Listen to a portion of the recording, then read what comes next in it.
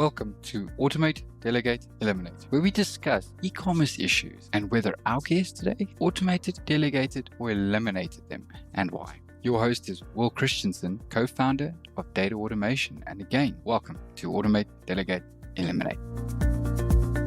All right. Welcome, everybody, to this episode of Automate, Delegate, Eliminate. I'm your host, Will Christensen. This is sponsored by Data Automation. And this is our second season where, again, we are out there interviewing the founders of SaaS companies and the like who have brought automation, delegation, or elimination to our world. And we're going to learn a little bit about what that hero's journey was like in creating that software.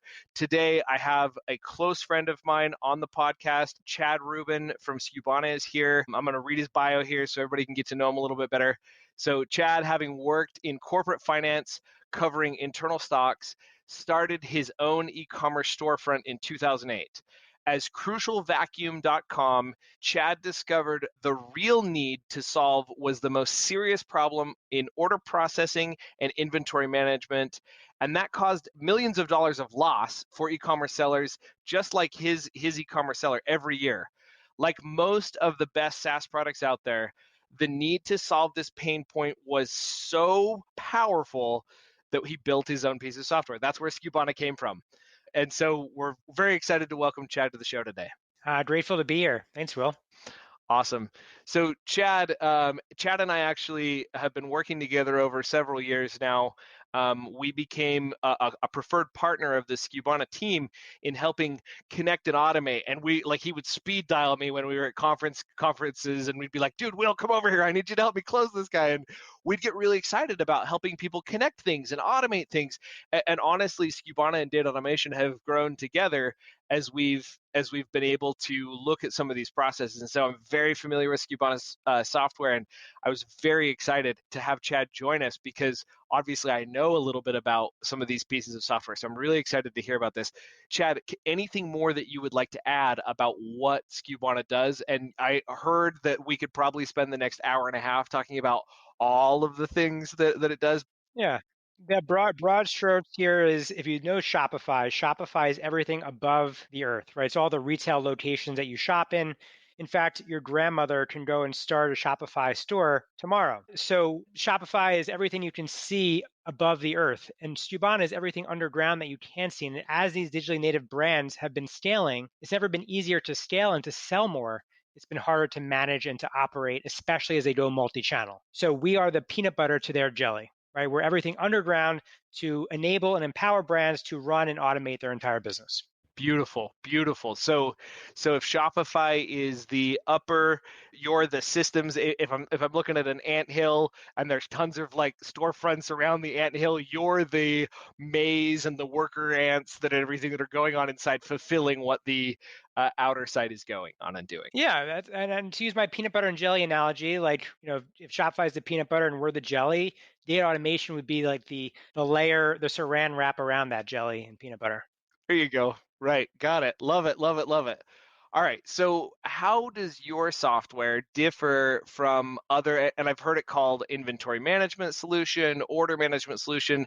How would you say that your software differs from some of the competitors that are out there? So, I mean, in a lot of ways, let's see where to begin. So number one, I think we built it from my own DNA, from my own challenges as a brand. And I think that's super important. We started dog fooding and building it around what I've experienced in the real world. The second piece I would say is that we've actually built order management and inventory management together. Right? Before there was an e-commerce, a lot of these softwares separated and siloed out inventory from order management and from purchase orders and from forecasting. It was all just separate apps. We've went ahead and bundled them together into one. So the power of unification then is compounding. And what I mean by that is that once you unify, you now have enough rules and logic to be able to automate off of that, along with actually understand your profit across the entire business, because we hit all those other touch points. Beautiful. Okay. And tell us about your personal origin story. How do you fit into we've talked about it a little bit in your bio, but how do you fit into the picture of founding this product? Well, so in software, there's no laws and I'm sure you come across this working with other SaaS companies, there's no laws around advertising what you do versus what you actually truly execute on. And so what I found was I had a problem, I needed to solve for it. And I always viewed selling multi-channel as it's not a zero-sum game. I want to be on every channel I could possibly be on. So that's Amazon and eBay and Shopify and Walmart and Wayfair and Overstock and Groupon. I needed a multi-channel system that could actually do what I needed and put it all together and automate my business. And I tried every software out there. You can Google multi-channel inventory, you can see all these other people come up, but when you get under the hood, you realize there's no engine, the car can't drive. So I signed agreement after agreement, failed onboard, failed proof of concept, straight out lies. And so we started Skubana out of that pain. And it really came down to Skubana or NetSuite. NetSuite was like a 7-figure deployment. It's also a beast to manage. It's super painful and agonizing to actually implement with massive custom resellers and implementation managers, and you need to hire people to manage it. And I was like, no, there has to be a better way. And so we started Skubana out of that, right? Skubana has the same horsepower that NetSuite does, not only at a fraction of the cost, but we can actually onboard in 3 to 4 weeks versus 3 to 4 years. Got it. So how did you've talked about how you got the idea for the software, but I want to go into that a little deeper. At what moment did you realize, oh crap, I really need to build my own piece of software here? What was it that made you decide, you know what, I'm going to build it? Well, I failed to build it the first time. So the exact and precise moment was I was working with my business partner, DJ. We were coming up with the scope and the specs around Skubana, and he would Google these competitors, and I would give them email responses as to how they were not sufficiently handling my specs or what we needed, or they couldn't handle my order volume. And so we tried to build in India. That didn't work. And I was like, there, there's so much friction in this process. Like there has to be a better way. It doesn't require NetSuite. Like this, to me, I just heard like cash register bells in the back of my head. I was like, this is a real opportunity. And before this, I was just hucking, we were manufacturing vacuum filters and coffee filters and selling direct consumer. That's solving a problem, and it's a super large fishing pond that we were fishing from. But I saw this to be a much bigger problem that needed to be solved that could have a very nice outcome for our employees, our investors, and our families. So what were the moments like when you realized exactly what the software needed? Like I mentioned that Mark Zuckerberg moment where he realized relationship status needed to be part of Facebook. Any moments where you were like, oh yeah, we were looking at it, and then when we were like, oh, PO forecasting, it has to have that, or whatever that feature might be. Anything that jumps to mind? Well, I think a little different from Mark, I give credit to other people that have been along the journey. So my business partner DJ, like I just wanted an inventory system, right? I was like, I want an inventory counting system. That's all I need. And DJ was like, Chad, you think you need an inventory system, but what you need is an operations platform with everything unified. And you need to have order management and the point of inception for the order with the inventory to make it all work, to have the kind of analytics that you want as a business owner, like operating profit per SKU with all those shipping fees included, for example. And so that credit actually comes from DJ. Now, I also credit him for scope creep, right? Because I just wanted a simple inventory system. And this thing exploded into a massive viable product, not a minimum viable product. This was a massive viable product that required so many more resources than we initially could even fathom. So we're talking about it's a new version of the MVP. You were a massive viable product to begin with. Yes, Did that correct. create it? And I know it did to some degree, but I'm curious, what kind of problems did the idea of going after a massive viable product versus something, I mean, you wanted a simple inventory system and you got a massive viable product. What sort of problems did that create in the org as you began to scale and grow? I think speed to market, although we actually got to market fairly quick, but it was essentially, I think it was definitely speed. The scope of the project increased, which means we had to have more investment associated with it.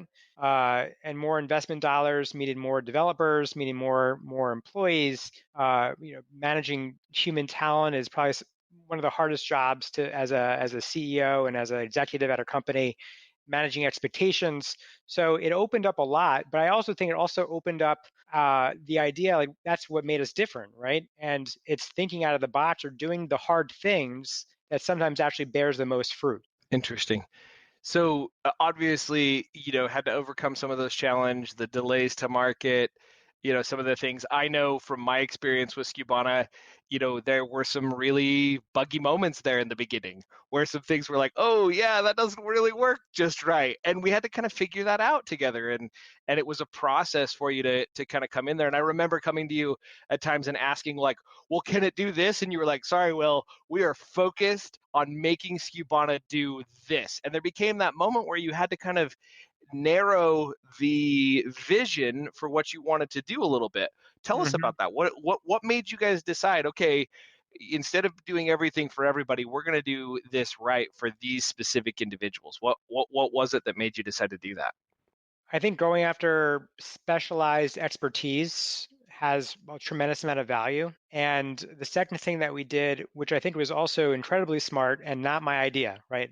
I just try to partner and be around people who are smarter than myself. So we had went to the Shopify conference, the Unite conference 3 years ago, I believe, and they had this app store and an open ecosystem. And we were like, huh, you mean we could actually we can essentially add strength to our platform and let other people like data automation build into us without us having to build it, and no one has to re-platform off of Skubana again if we build the right ecosystem from the ground up. And so I think that was a huge benefit early on, was building out an open API, a REST API, building out an app store and letting people build into us. I think that was a great decision. And so we shook what our mama gave us and had our core operating system and let people build around the ecosystem to enhance our offering. Yeah, heard. So shifting gears a little bit here, think back to the beginning of when you're like, okay, I'm going to shift from the vacuum cleaner thing a little bit. That's still going to run. It's still active. It's still functional, but I'm going to shift a lot of my energy over here. What did you do to keep your family afloat in those times? Did you have enough money coming in from the other and it could kind of autopilot so your family and your personal resources were afloat? Or did you have to kind of, fly by the seat of your pants there for a minute to figure out how to fund this thing? So I'm a first generation Amazon seller. And so when you get the opportunity to embrace Amazon when they first launch a marketplace, sooner than most of the other 5 million merchants that are now on the platform today, there is a benefit to that. And that benefit was that we've been able to do very, very well in the e-commerce game because we were first to market. So I was blessed with that to a degree, where we had a cash cow business and selling replenishable products with a very large total available market the size of like internet penetration. There's more than one vacuum cleaner in most people's homes in the United States. And that's the market we were going after. So when it came to solving this problem, I thought, first of all, in my 20s, I was like, by the way, you can't see my hair loss right now. But in my 20s, I thought I was invisible, indestructible, and I had so much energy, right? And this is also pre having a child, which also has been a shift for me. So the shift to starting another business, I was like, no big deal. Just start another business. I can do it. I can run 2. I can run 3. Jack Dorsey does it with Square and with Twitter. And it actually became more challenging than initially anticipated. And so luckily that business was continuing to go on, and certainly has ups and downs and has highs and its troughs for sure. I did believe in the opportunity that Skubana had. And I believe that e-commerce wasn't going away and that there was a massive available market with other brands that had the same problem. So I didn't take a paycheck, by the way, from Skubana for a very long time. We raised capital, didn't get a paycheck, just had my other business paycheck coming in, was trying to do both things at the same time, kind of chasing 2 rabbits. And then, the story of chasing 2 rabbits, you eventually have none. And then finally, we started to get some traction in Skubana after we launched our version 1 of the product and started adding more resources to it. And initially we were a team of 4, then 5, then 7. Now we're 34 people. And by the way, in my e-commerce business, because of the automation that we built in Skubana, I have 1 employee in the United States. And when I first started Skubana, Crucial had about 30 employees at the time. So we outsourced our 3PL network and fulfillment. So that saved my marriage quite a bit because we didn't have to do pick and pack anymore. And I gotta ask, how many vacuum cleaners have you picked and packed out of your current residence or the out of the place where you and your wife were living at the time? How much have you had to fulfill out of? Gosh, thousands of units. I had my apartment I had a first floor apartment on the Upper West Side of New York, and initially I had pallets being dropped off at my apartment steps, and I would be loading them into my apartment. Finally, my wife is like, "Hey, you need to get this out of here." And it's so hard to find a warehouse in New York City because like we weren't moving out of New York City. That's where our life was at the time. So I got a warehouse in Harlem. And that came with a whole lot of other stressors because it was in a not a great area of Harlem. This is pre-gentrification. Then we moved to New Jersey into Little Ferry and into a massive warehouse. And I was doing the commute from Manhattan to Little Ferry. But with that, you're hiring a certain class or a certain socioeconomic class without doing background checks. And with OSHA compliance violations everywhere, as we scaled and were exploding with like cartons that were like tipping this way and tipping that way. So at one point, OSHA came to the office. Once I fired an individual, OSHA came and they gave us some penalties. They shut us down. And me and my wife, my father-in-law, were picking and packing thousands of orders on our own for a week. So getting that off our chest, right? The focus, I mean, bringing it back to the idea of automation and essentially outsourcing your non-core competency allows you to actually unlock nonlinear growth. Yep, heard 100%. Talk about an episode that's we're talking about automate, delegate, eliminate, right? It's all about creating that opportunity to scale. So bringing it back around to the software a little bit, tell me about what the difficulties were in getting Skubana started, and what did you do to overcome them? So first difficulty was getting people to believe in a napkin idea. And that was really, really difficult. I made a list of the top 10 e-commerce rock stars that I wanted to get involved into Skubana and invest because I never raised money before, right? My parents had no college education. I was first generation college grad, and I knew I can do these things, but I never actually have done them, right? There's that Matrix quote where it's like, there's a difference between people who walk the path and know the path.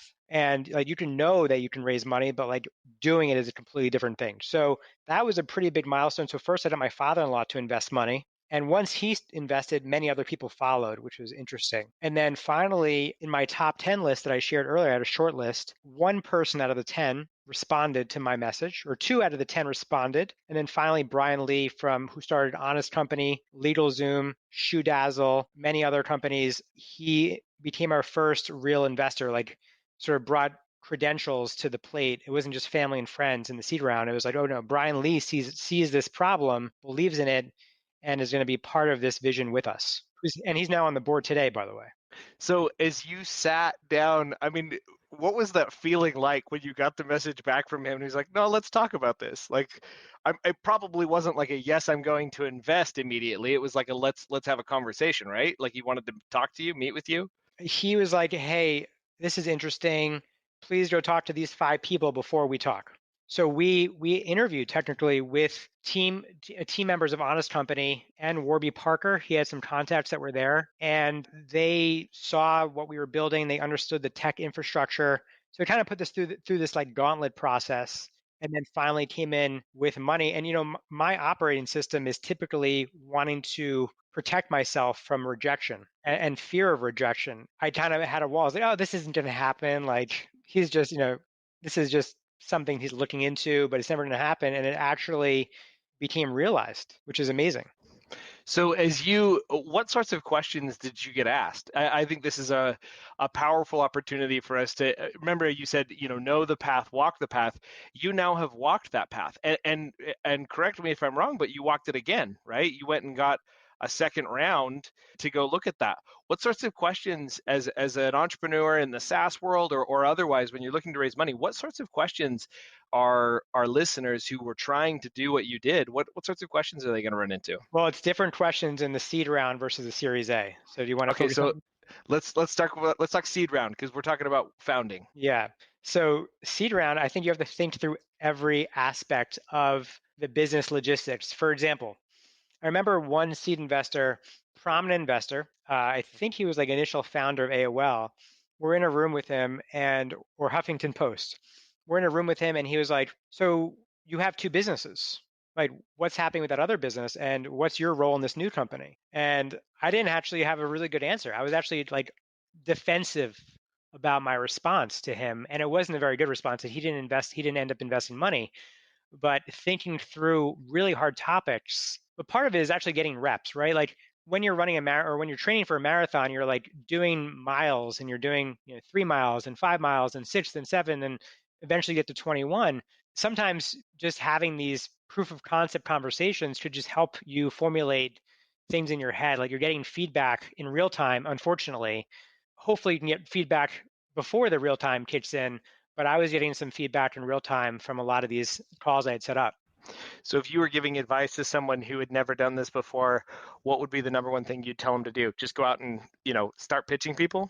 So actually, I think what I would do is I would probably make a deck, and there are example decks online. And when you're reaching out and like cold reach outs, obviously warm reach outs are better than cold reach outs, but when you are reaching out, say, hey, we're about to raise capital. I would love feedback from you on our pitch deck.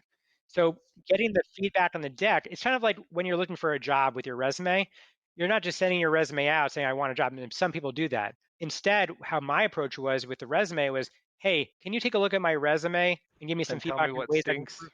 Yeah, what stinks? And the thing is, that forces the person that's analyzing your resume to say, Chad Rubin, he went to UMass, he had a magna cum laude, 3.92 GPA. He likes to smoke hookah and he likes Israel, and right, all these things. And then he's like, oh, my friend smokes hookah, and he also, and so they start correlating and sort of opening their network up and saying, hey, I actually think of an opportunity that's good for you, or I think that you can actually add the most recent books that you read on your resume. Anyway, apply these same principles to the pitch deck and reach out to people for feedback and insight in the direction of raising capital versus asking for money. And it goes a really long way. Interesting. So rather than say, hey, will you invest? Say, hey, can you help me look at? And I think that's powerful too, because it puts the person who's viewing that pitch deck in a position of authority, and it's flattering, right? Like it's flattering for anyone to walk up to you and say, hey, you I think are smarter than me in this situation. Can you take a look at what I'm trying to do and give me your honest feedback, which I believe is valuable? There's a law of reciprocity there that comes in where you've honored them by showing them, hey, I think you're smart, I think you're someone who can help me. And then I think that reciprocity, like you said, it'll turn into a referral to another opportunity. At the very bare minimum, they're going to give you their raw feedback. And eventually, when you start asking for feedback, I think your resume or your pitch deck, they're going to be like, honestly, I don't know what I would change in here. This looks great. In fact, why don't you give us this pitch deck and we'll look at it? It Yeah. turns into that opportunity where they're like, why don't we actually look at investing in you? Yeah, but I also think, just to go one more level, is like, yes, there's a lot of great human beings in the world, and a lot of people will do that. You'll still get some people that say one word no, right? Or they'll say, hey, this isn't for us, thanks so much. And I'm persistent. I'm like relentlessly persistent. So I'll actually write back and say, no, I'm asking for some feedback. There's probably a way that I can help you. I looked at your LinkedIn profile and it looks like this person. Maybe I can make the introduction. So essentially, I'm starting to curate and sort of get more connected with that individual on a human-to-human level, because it's so easy for someone behind the keyboard that's not talking to or seeing you to just like sort of just say no and move on. Yeah. So I've been trying to, I'm just a total geek when it comes to starting businesses. I love the idea of creating something new. And I challenged myself about a year ago to create a small business website design firm in the background of data automation. Like, let's see if I could employ a guy from the Philippines just building WordPress websites or whatever else came through there. And I've been spending a lot of time texting and just rounding up small business owners and that kind of stuff.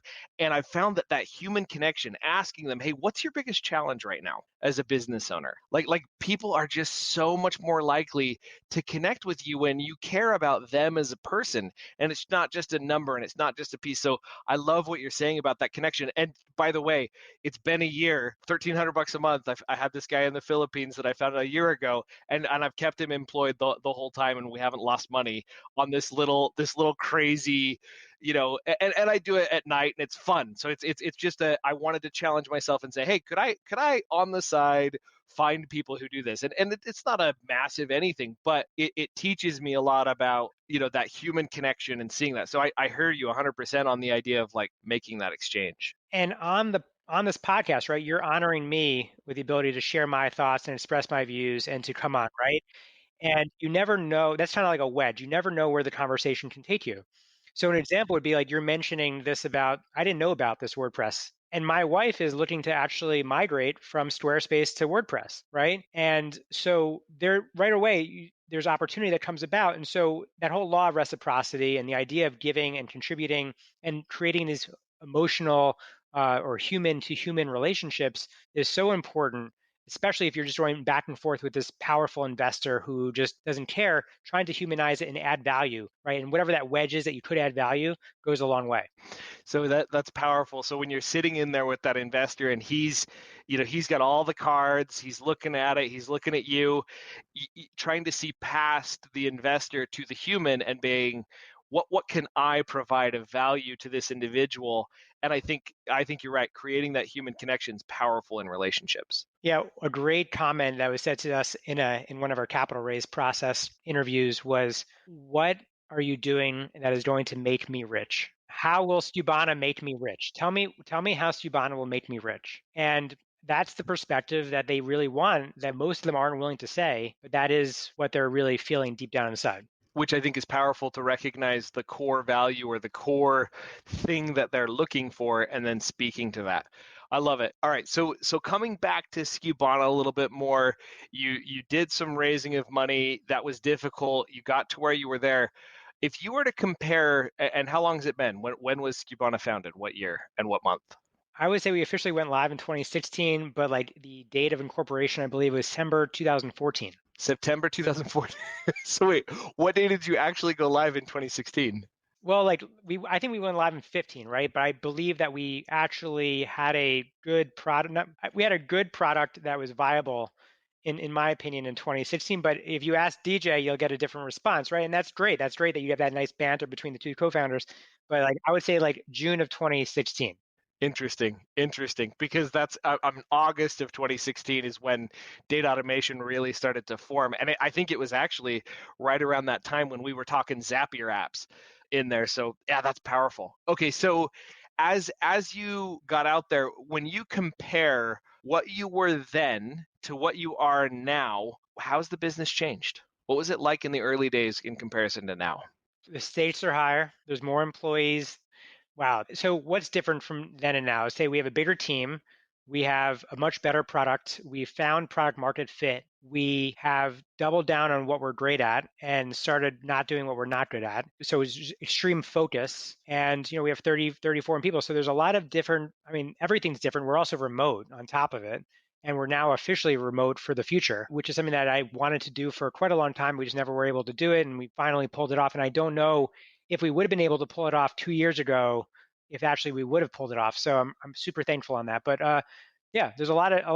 We're just in a very different place than we were. One of the blessings of COVID-19. So this episode's being recorded on October 27th, 2020. And it's been now 7 to 8 months since the inception of the United States kind of closing down and having the quarantine and looking at all of those different pieces. It's powerful when you look at some of the positive things. I think the ability for a lot of these companies to go remote and the advance in technology and the advance in culture, it's really interesting to see how quickly some of that's pushed. And I'd be curious, are there any other outside factors like COVID-19 or like the shift to online that you can see being a powerful influencer in Skubana's history, as from where it began until now? Any other trends that you were like, oh yeah, that really pushed us to get us where we need to be today? So I think there's the COVID. There's no question about it, right? The shift of offline retail to online retail, billions of dollars being shifted to that space. We have been a direct beneficiary, and it's really sad because it's amongst a backdrop of a lot of pain and suffering. And so while my friends are being laid off or no longer employed at the current moment, and here I am succeeding with that backdrop, it's a difficult thing to talk about openly, to be honest. But that shift has helped us, along with the fact that there's been some compression in our space. So we are pretty much the last independent company in the OMS, IMS space that hasn't been acquired. There's been 2 acquisitions that happened in the past 2 months or so, which have been also a direct benefit to us. So I think those things happening and that shift of spend and e-commerce not going away. And my grandmother now shopping online more than she ever has in the past. She actually realizes it's not a bunch of like scam or spams happening. Though that, what do they say? It takes like 60 days to make a habit, and like I think that habit is now fortified, given months of storefronts being closed. Yeah, two things I'd say to that. My 93-year-old grandmother has got ordering groceries at Walmart down online down pat. And that was something that she never wanted to do. She always wanted to be in the grocery store. That was an experience that she enjoyed. And so this has forced her there, and that's sad, but I think it's also good because it's allowed her to expand her understanding and knowledge around what's there and created a convenience that wasn't there before. Speaking of the sad backdrop, any advice that you could give to any listeners who have been impacted by COVID-19, who have either lost a job or found a pay cut or looked at some of these different things? What would you tell those individuals? Where would you tell them to look? Because obviously Skubana is doing well, and I would guess that you've probably hired. I know data automation, we've hired during the pandemic because we've needed additional help to continue to grow and help other e-commerce sellers. There's a lot there. So number one, when we first started Skubana, it was non-consensus to actually invest in Skubana. And this idea of an order manager with an inventory manager together in a software bundled together. And we've been through a lot, right? Now it's looking great. We had a great 2020, and we haven't finished yet, but we're tracking to have the best year in company history. That being said, there's been a lot of darkness, right? There's been a lot of troughs, and it's really the ability to get through the darkness or get through the troughs where you actually can. And whereas other companies have all these other resources being showered on them, right? We have not been a resource heavy company. We raised a very small round in the initial days, and we were bootstrapped for 6 years. So finding light, and also so I think that's important, is like finding that, like getting through that darkness helps you come out a better company. Number one, because this virus preys on weak people, but also preys on weak companies. And so getting through it, even though you're weak, and like going through these learning really hard lessons is difficult and challenging. And just having faith that you're going to come out the other side, just part of it is just like the story you tell yourself, becomes a self-fulfilling prophecy to a degree. And secondly, is I think that there's always room for the best, whether it's you're the best marketer or you believe you're the best marketer, or you've had this experience. There's always room for that on the open market. And my wife has a yoga business, and it's in New York. We had a spike, and there's a lot of legal implications around reopening and what you can and can't do, and percentage of occupancy. And she's at 33% occupancy right now, which means 70% down class sizes. She's been so impacted, but the ability to get back up and keep going and fighting for what she believes in is just really remarkable. Like, she's pivoting, and she's had to make some really hard things that she never thought she'd have to do, like being able to furlough people, or taking PPP money, or rehiring, and maybe even asking employees to take a pay cut. Those are hard things, and when you get through that and you have that lesson, it is compounding. It's compounding interest. I really believe in that. Yeah, that's beautiful. All right, so wrapping this up, what advice would you give to other SaaS entrepreneurs that are just starting out? If they're like, hey, I got this idea for this inventory management system, or you name it, whatever else it is, what would you tell them? What would be the one piece of advice you'd give them? So if they're moving into inventory management, or stay away. Stay away from inventory management. That's full. We've got plenty of people there. The merrier, right? The more competitors we have, the better we look. No, really. So I would say that, first of all, what worked for me isn't going to work for everybody else. You need to follow your own rainbow. There's no gold at the end of mine. So I think that's something to think about. But separate from that, I think it's coming from the approach of solving a problem and living through that problem, and then making these connections with people that could potentially have that problem, and giving you insight that'll make your product better and more feasible. So do that as quickly as possible. How did you go about finding those individuals? Well, so remember, I actually suffered through my own pain. And then our first real customer outside of myself was my biggest competitor, who I was friendly with. And we would compete, we would go head to head. And I was like, look, Dave, we're starting this business. I know you're struggling with your inventory. I've seen your warehouse before. And I know we're friendly competition, we're like co-opetition, but I think this could really help you. And he became our first customer. And then we've actually brought on many other people in our space. So I think most people wouldn't think, oh, let me reach out to my biggest competitor to see if they can use my software. And it's paid a lot of dividends. And that's just a relationship, right, over time. Don't burn those bridges. There's a lesson, some advice there.